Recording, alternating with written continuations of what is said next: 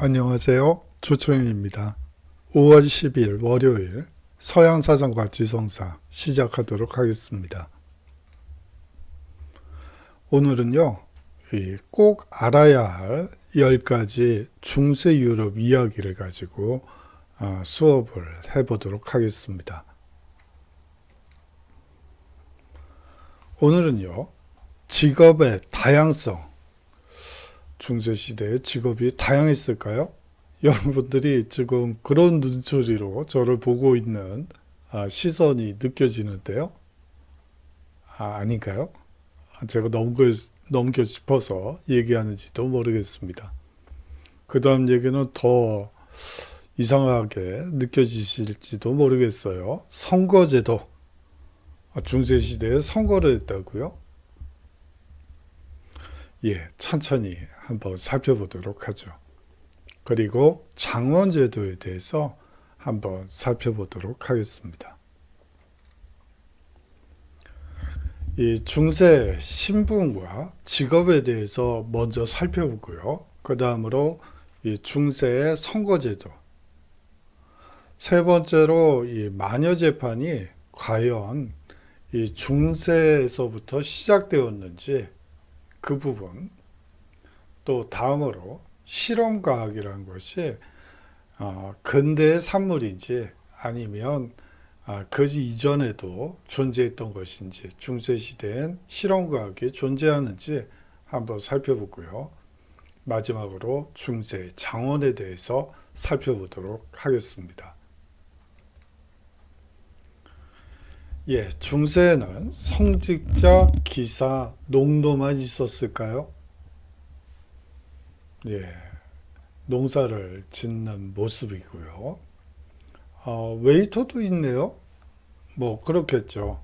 음식점이 있을 테니까 웨이터도 있었겠죠.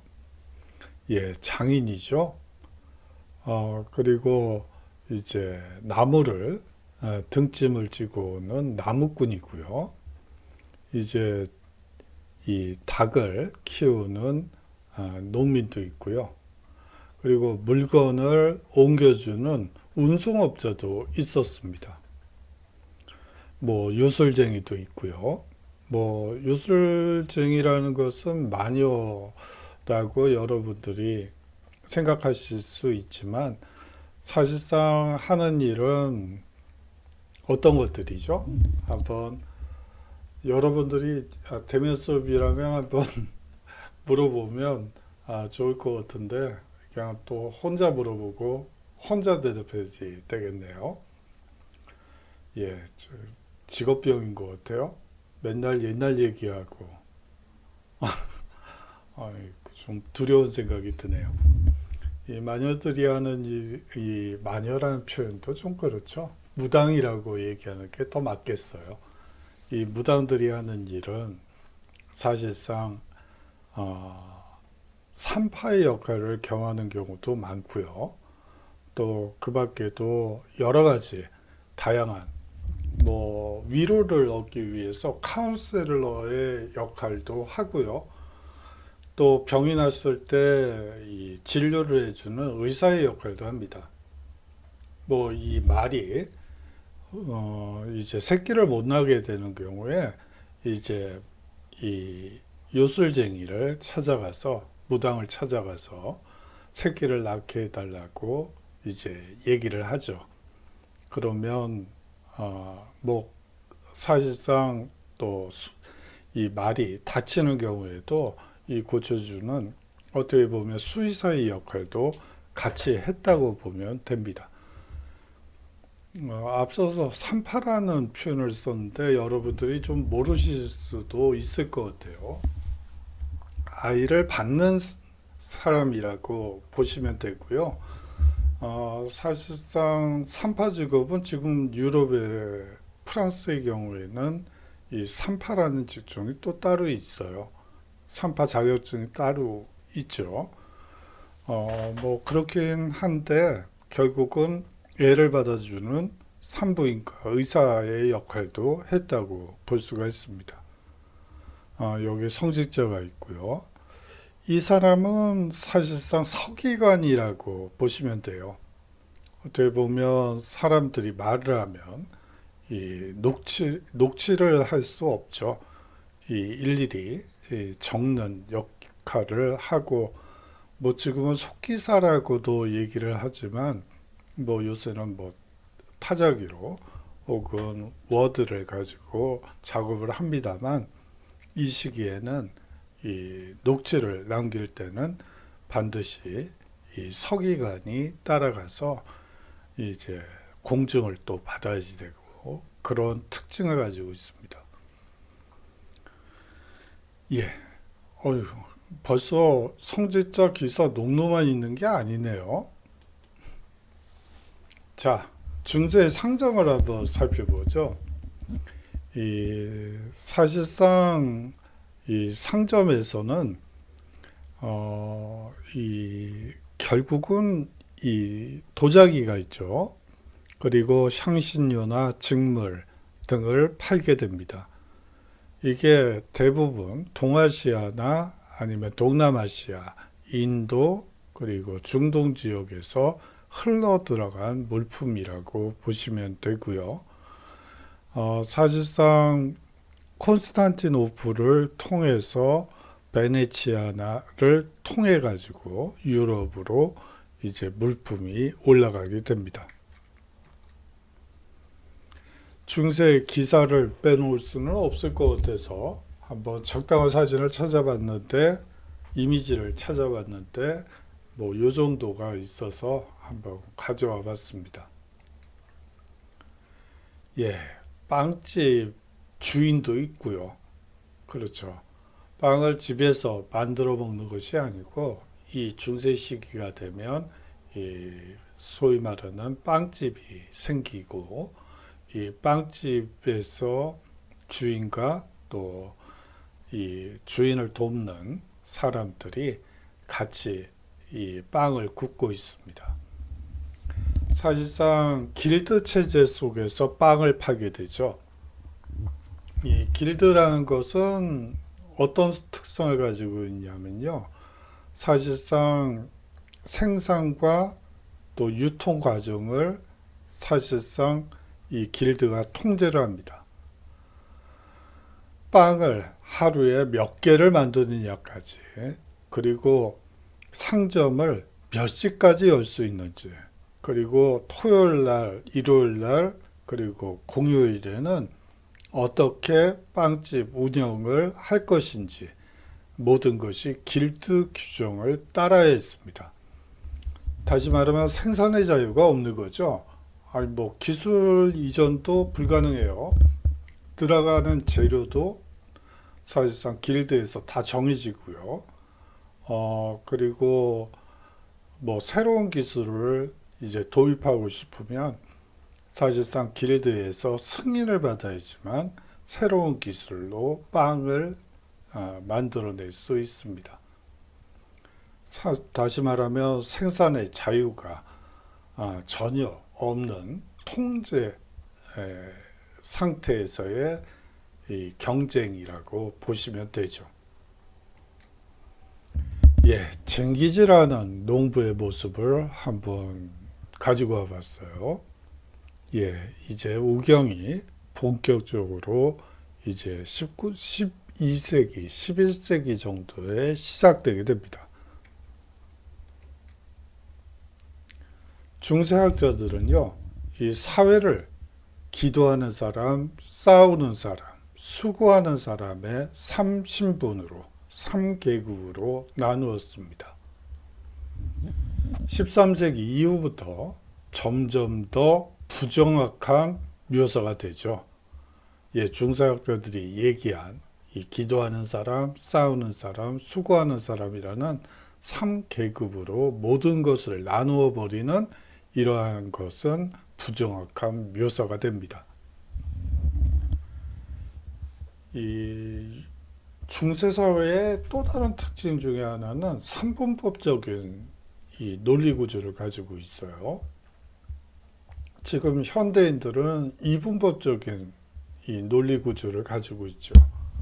그렇기 때문에 이 어떤 것이 맞부딪혔을 때 이 갈등은 증폭될 수밖에 없는 구조를 가지고 있어요. 왜냐하면 이분법이기 때문에요.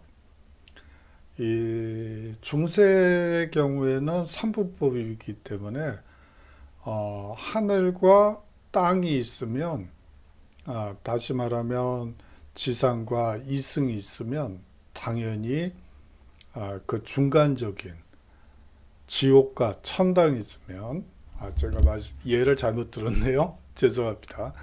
지옥과 천당이 있으면 이 지옥과 천당 중간에 무엇인가가 있어야지만 이제 안정을, 그 마음의 안정을 찾게 되는 구조입니다. 그래서 만들어진 것이 연옥이라고 볼 수가 있죠.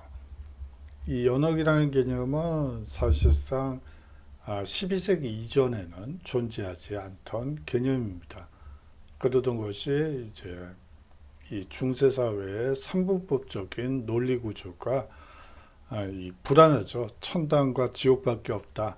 이러면 사람들이 불안해지니까 이 연옥이라는 새로운 개념을 추가했다고 여러분들이 생각하시면 됩니다.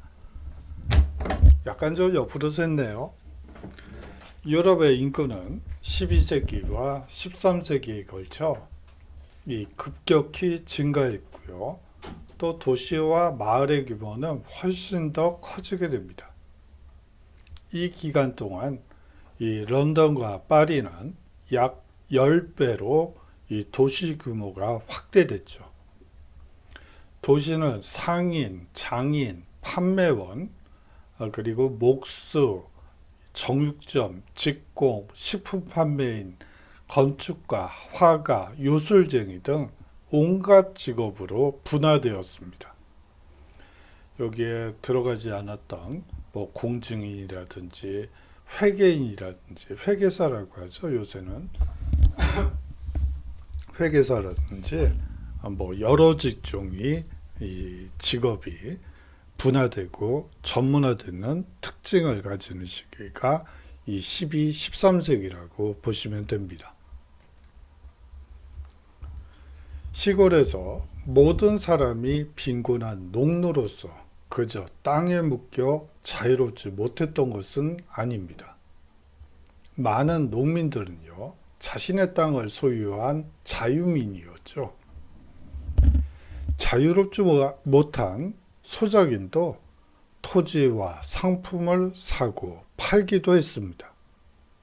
확실히 이 가난하고 억압받는 농노가 있었지만 모두가 그렇진 않았던 것이죠.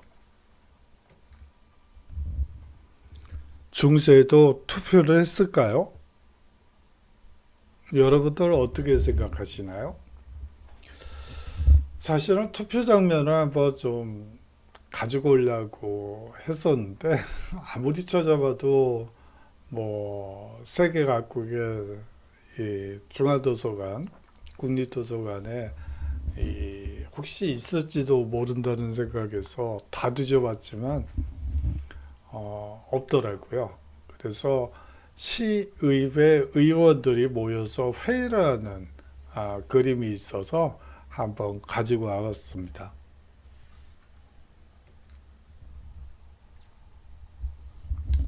적어도 특정 사람, 어떤 부류의 사람들은 했다고 보는 것이 맞습니다.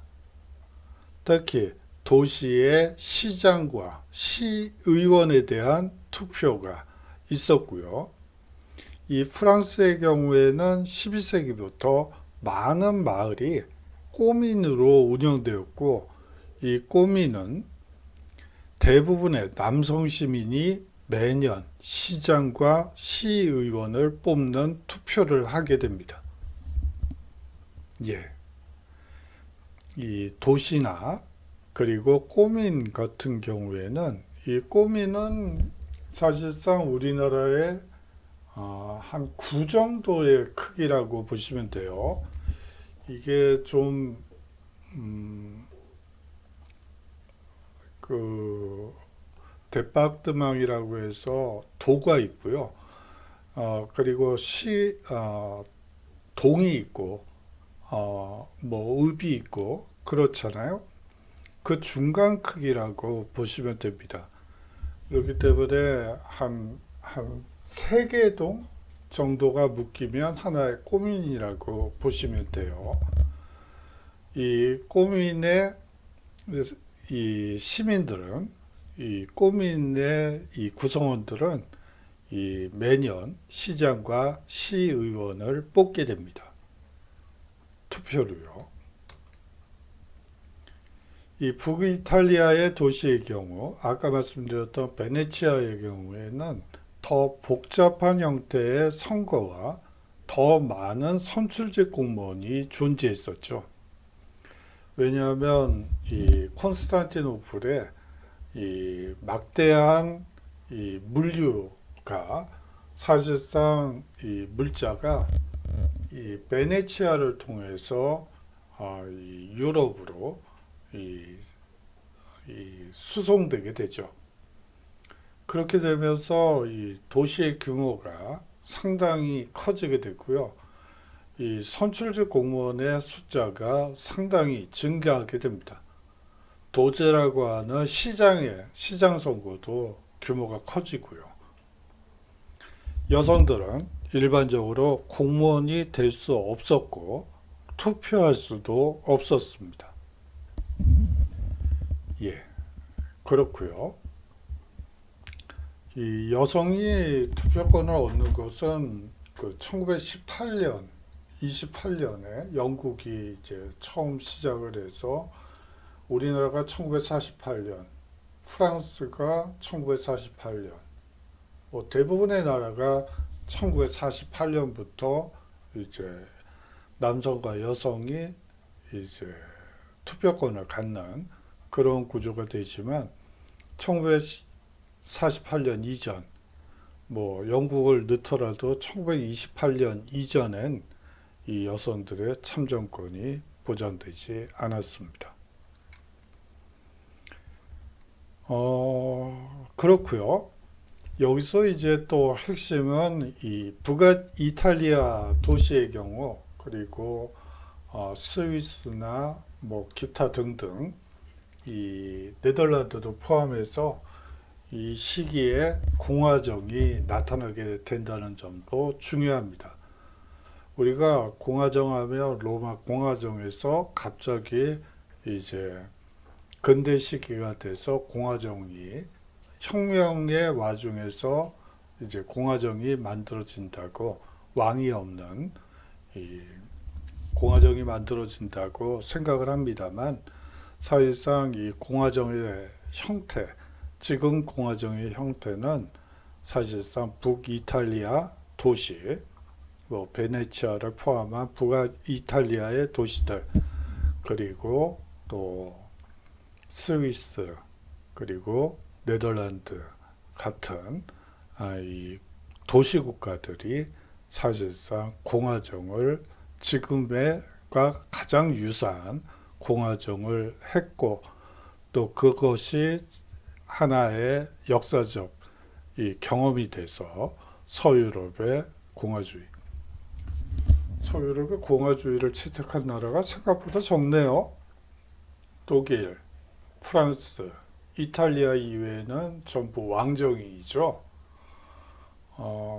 사실상 이 혁명을 경험했던 혹은 이 제1차, 제2차 세계대전에서 이 연합군에 반대된 세력들이 이 사실상 공화정을 채택한다고 볼 수가 있습니다. 대부분의 나라들은 왕정이죠. 자, 마녀사냥은 중세에 시작되었을까요? 마녀사냥, 마녀의 이미지로 뭘 가져올까? 뭐 아무리 찾아봐도 없더라고요. 그래서 그냥 엉뚱한 사진을 하나 가지고 왔어요. 할로윈 때 이를 배경으로 만든 사파인 것 같습니다.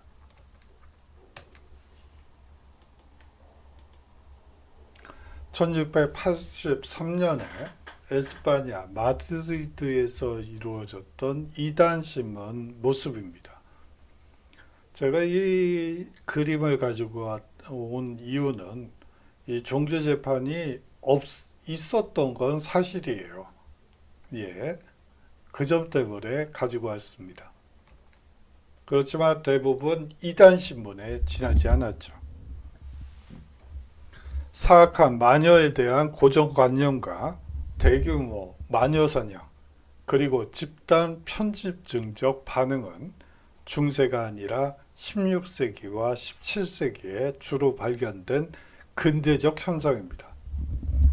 예, 마녀 사냥을 연구하는 학자들이 내놓은 책들은 대부분 16세기와 17세기, 어떻게 보면 과학혁명이 나타나기 시작하는 그 무렵에 이 마녀 사냥이 대대적으로 일어나고 있는 특징을 보여주고 있습니다. 어떻게 보면 과학혁명의 시기는 중세적 관점에서 보면 위기 상황이죠. 위기라는 것은 중세 통일된 이 가톨릭적인 사회에서 이제 종교개혁과 과학혁명을 통해서 어떻게 보면 그 안정된 구조가 깨졌다고 볼 수 있습니다. 그리고 이 시기는 또한 절대왕정이 서서히 들어서는 시기이기도 합니다. 자, 절대왕정이 들어서고 이제 과학혁명이 이루어지고 소위 말하는 전문가 그룹이 이제 이때부터 형성되기 시작하죠.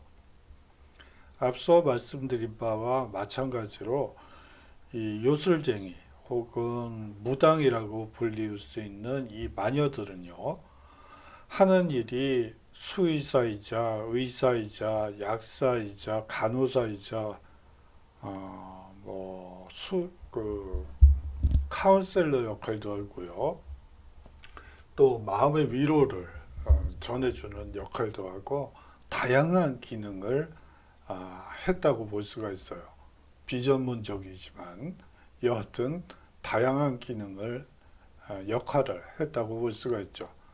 하지만 16세기, 17세기에는 이 전문가 그룹, 수의사, 의사, 간호사 등이 이 시기에, 물론 간호사는 18세기에 등장하긴 하지만 이 시기에 나타나게 됩니다. 아울러서 절대왕정이 나타나기 시작했다고 말씀을 드렸는데요. 이제 국가가 위기 상황에 빠지게 되는 경우 이제 사실상 이 마녀를 지목해서 이 마녀 사냥을 통해서 위기를 극복하는 그러한 이 절대왕정의 모습도 보여지게 됩니다. 하지만 무엇보다도 중요한 것은 교회의 역할이 되겠죠. 종교재판소에서 이 마녀 재판이 이루어졌기 때문입니다. 중세에도 마녀 재판이 있었던 것은 사실입니다. 하지만 재판은 종교재판소가 아니라 민사법정에서 행해졌죠. 이 말은 무슨 말이냐면,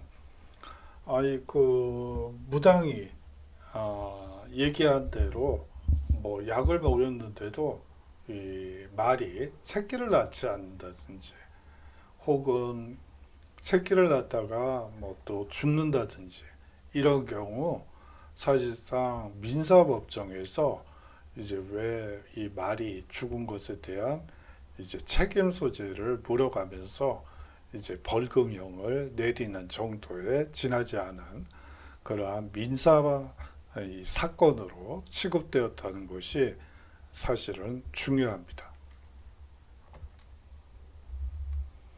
교회 지도자들이 마법과 관련하여 전한 주된 메시지는 마법이 작동하지 않으며 어리석은 말도 안 된다는 것이 이 주된 메시지입니다.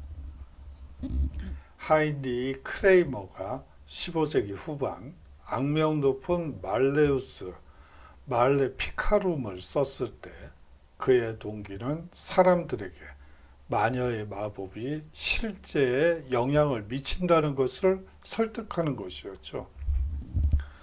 처음에 교회에 의해 비난을 받았으며 16세기 초에도 신문가들은 이 책이 전한 모든 것을 믿지 말라고 경고하고 있습니다.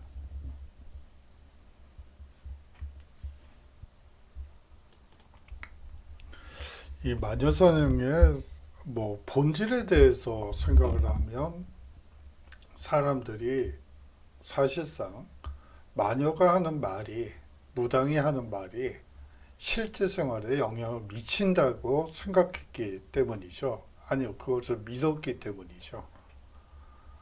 교회도 사실상 그 합법적인 마법을 통해서 이 죽어가는 병든 사람을 고칠 수 있고 그런 식으로 생각을 합니다.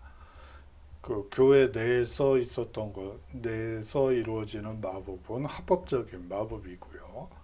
이 교회 밖에서 무당들이 하는 것은 불법적인 마법이 된다는 얘기죠. 그리고요, 사실상 이 마녀사냥은요, 이 18세기 정도가 되면 그냥 급격히 사라져 버립니다. 사실상 이제 과학혁명과 계몽사상 단계에 접어들었을 때부터는 이 무당이 하는 말이 사람들의 미래에 전혀 영향력이 없다는 것을 깨달았기 때문이죠. 사실상 마녀재판이라는 것은 마녀가 혹은 무당이 하는 말이 실제로 인간의 삶에 영향을 미친다고 생각했기 때문인지도 모르겠습니다. 무엇보다도 이러한 마녀재판이 하기 위해서는 폭넓은 관용, 너그러운 자세가 무엇보다도 필요할 것으로 생각을 합니다. 예, 거기까지만 하죠. 중세에도 과학 실험을 했을까요? 여러분들은 어떻게 생각하시나요? 과학 실험을 했을까요? 로저 베이컨을 모셔보겠습니다. 르네상스 하면 일반적으로 중세 말기에 이슬람에서 들여온 문학, 예술, 건축 및 고전 철학을 부활한 것을 의미합니다. 예, 고전 학문의 부활이라고 얘기하죠. 이 르네상스는 불어에서 온 거죠. 프랑스어에서 온 말이고 이 부활을 의미합니다. 중세에서 현대적 사고방식으로 이동한 방식 중 하나로 간주되고 있죠. 12세기에 중세 지식인들은 고전학습과 수사학의 르네상스도 경험하죠. 아리스토텔레스와 다른 고전 작가들이 아랍 철학자와 아랍어 번역본을 통해 지식을 획득했습니다. 그 결과물 중 하나는 물리적 세계에 대한 탐구적이고 성찰적인 접근을 촉구하는 것이죠. 이 아리스토텔레스라는 철학자는 아마 거의 모든 학문의 아버지일 거예요. 이 모든 학문 분야에서 아리스토텔레스를 얘기하지 않고는 시작하지 못하는 정도로 이 범주화를 시키는데 아주 큰 역할을 했던 철학자입니다. 생물학의 아버지이기도 하고요. 종속목 이거를 만든 분이 이 아리스토텔레스죠. 지리학에도 아주 중요한 역할을 했고요. 또 이 군사학 분야에서도 이 아리스토텔레스의 영향이 상당히 커요. 예를 들어서 알렉산더의 스승이었을 때 이 지리 공부를 많이 시켰다고 하더군요. 그리고 이제 적진으로 들어갔을 땐 먼저 가서 이제 정보를 획득하는 어디에 매복이 있을지도 모르는 곳에 이 정탐병을 보내서 척후병이라고도 하고요. 이제 기억이 나네요. 죄송합니다. 그 척후병과 정탐병을 보내서 먼저 이 지리와 지형을 꿰뚫도록 하는 등 많은 영향을 미쳤고요. 그뿐만이 아니고 물리학과 천문학에 있어서도 아리스토텔레스는 반드시 언급되는 학자입니다. 이 로저 베이컨은요, 옥스퍼드 대학에서 그로스테스트로부터 이 수학의 중요성을 배웠고요. 이 파리 대학에서 실험의 스승인 페트루스 페레그리누스로부터 이 경험의 중요성을 배우게 됩니다. 귀국 후에 실험과학을 중시하고 원전 연구를 위한 고전어 습득을 역설하게 되죠. 지식의 원천으로서 추리 논증보다 관찰과 실험을 중요시 여겼습니다. 수학적 자연과학과 실험과학의 방법에 의한 자연과학의 근대화를 이룬 이 중세 이 과학자라고 볼 수가 있죠. 중세인들은 좁은 장원 안에서만 살았을까요? 그래요. 이 좁은 장원에서 그 넓은 세상 중에 이 좁은 장원 안에서만 살았을까요? 프톨레마이오스의 지도입니다.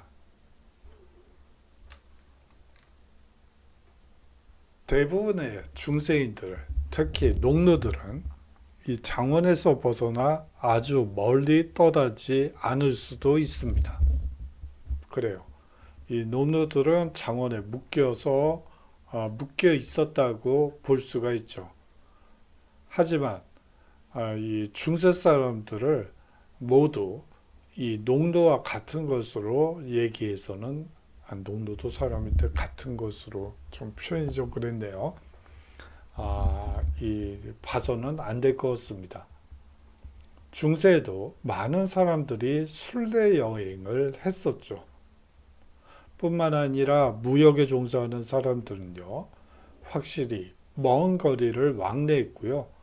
지역의 한계를 넘어 상품을 통해 세계의 일부를 연결했습니다. 중세 초기에도 매우 먼 지역으로부터 유럽의 여러 나라로 모든 종류의 고급 물품이 유통되었죠. 중국산 실크, 그리고 중동을 통해 유럽으로 가져온 아시아의 향신료, 발트해 연안의 호박과 모피 등 정말 세계의 모든 물품이 들어왔다고 볼 수가 있습니다. 몇몇 용감한 여행자들은요, 이 여행 일기도 쓰게 되죠.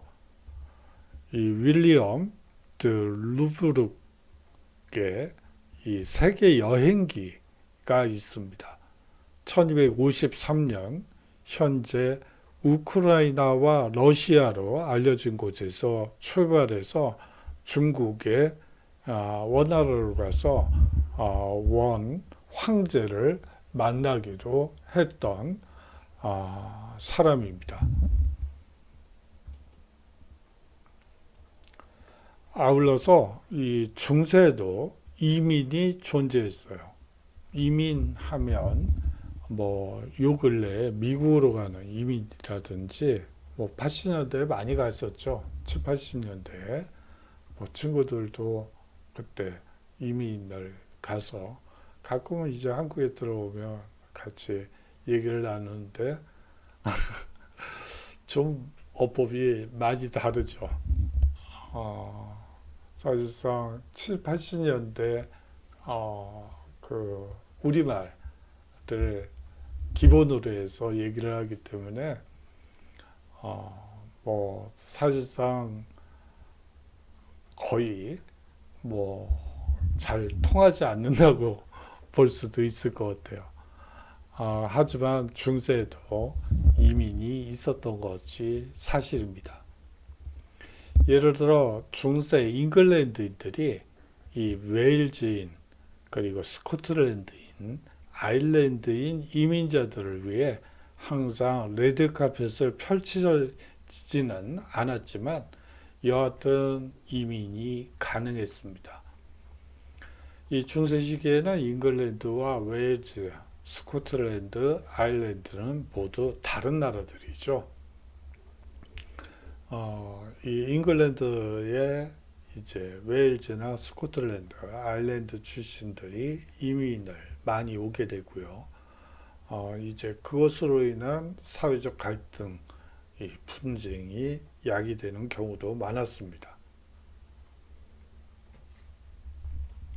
예, 오늘은요, 이 중세에 대한 이모저모를 살펴보았습니다.